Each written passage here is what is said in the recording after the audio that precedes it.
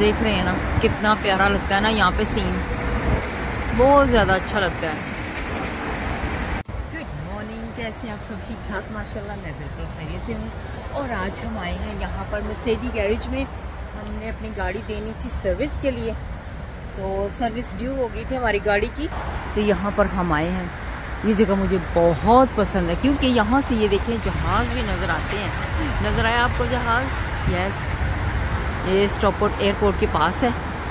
तो यहाँ पे मैं आती हूँ अपनी गाड़ी की सर्विस या एमओटी जो भी करवाना होता है काम, तो ये गैरेज का हिस्सा है। मुझे ये बहुत अच्छी लगती है जगह। ये रिसेप्शन एरिया है इधर।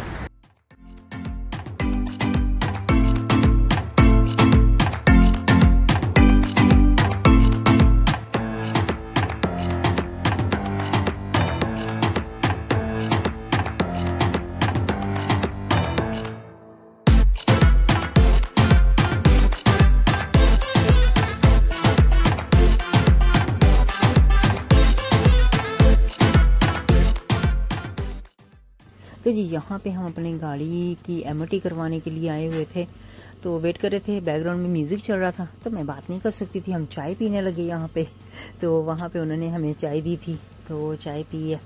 तो उसके बाद हमने गाड़ी यहाँ पे ड्रॉप की है।